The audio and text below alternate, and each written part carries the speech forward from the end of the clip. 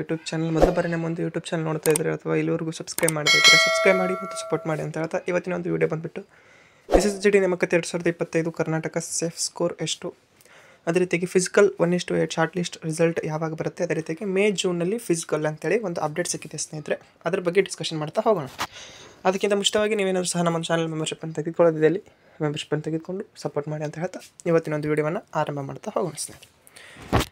SSGD ನೇಮಕಾತಿ 2025ರಲ್ಲಿ ಮೊದಲಿಗೆ ನೋಡುವಂಥದ್ದು ಸೇಫ್ ಸ್ಕೋರ್.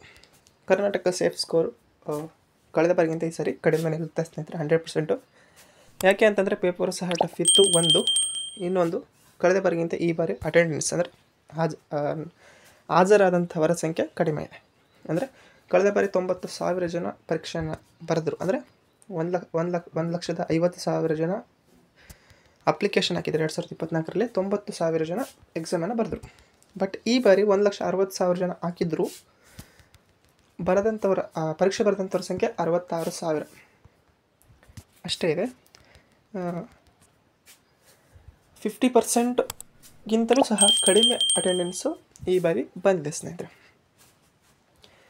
ಹಾಗಾಗಿ ಸೇಫ್ ಸ್ಕೋರು 100% ಕಡಿಮೆ ನಿಲ್ಲುತ್ತೆ ಕಳೆದ ಬಾರಿಗಿಂತ. ಕಳೆದ ಬಾರಿ ನಾರ್ಮಲೈಸ್ಡ್ ಆಗಿ ಆದಂತಹ ಒಂದು ಕಟ್ ಆಫ್ ಬಂದುಬಿಟ್ಟು 78 ಇತ್ತು OBCಗೆ. ಈ ಬಾರಿ ಎಷ್ಟು ನಿಲ್ಬೋದು ಅಂತಂದರೆ ನಾರ್ಮಲೈಸ್ಡ್ ಆದ ನಂತರವೂ ಸಹ ಈ ಬಾರಿ 65ರಿಂದ 70 ಮಧ್ಯೆ ಅಥವಾ 72ರ ಮಧ್ಯೆ ನಿಲ್ಲುವಂಥ ಸಾಧ್ಯತೆ ಹೆಚ್ಚಿದೆ ಸ್ನೇಹಿತರೆ. 65ರಿಂದ 72 ಈ ಒಂದು ಮಧ್ಯದಲ್ಲಿ ಈ ಬಾರಿ ಒಂದು ಸೇಫ್ ಸ್ಕೋರ್ ಇರುತ್ತೆ. ಅಂದರೆ ಇದು ನಾರ್ಮಲೈಸ್ಡ್ ಆದಮೇಲೆ, ಅಂದರೆ ನಿಮ್ಮ ಹತ್ರ 54 ಇರ್ಬೋದು, 50 ಇರ್ಬೋದು, ಅಥವಾ 60 ಇರ್ಬೋದು. ನೀವೆಲ್ಲರೂ ಸಹ ನಾರ್ಮಲೈಸ್ಡ್ ಆದ ನಂತರ ಹೆಚ್ಚು ಹೋಗ್ಬೋದು. ಅಂದರೆ 54 ಇದ್ದವರಿಗೆ 20 ಬಂತಂದರೆ 74 ಮಾರ್ಕ್ಸ್ ಆಯಿತು, ಅವರು ಸಹ ಕ್ವಾಲಿಫೈ ಆಗ್ಬೋದು. ಅದೇ ರೀತಿಯಾಗಿ ಇನ್ನು ಉಳಿದಂತಹ ಒಂದು ಅಭ್ಯರ್ಥಿಗಳಿಗೆ 60 ಇದ್ದವರಿಗೆ 20 ಬಂತಂದರೆ 85, ಅವ್ರು ಫೈನಲ್ ಸಹ ಸೆಲೆಕ್ಷನ್ ಆಗ್ಬೋದು. ಈ ರೀತಿಯಾಗಿ ನಾರ್ಮಲೈಸೇಷನ್ ಮಾರ್ಕ್ಸು ನಿಮ್ಮ ಒಂದು ಶಿಫ್ಟ್ ಆದಾದ ಮೇಲೆ ಬರುತ್ತೆ ಅಂತ ಈಗಾಗಲೇ ಹೇಳಿದ್ದೇನೆ.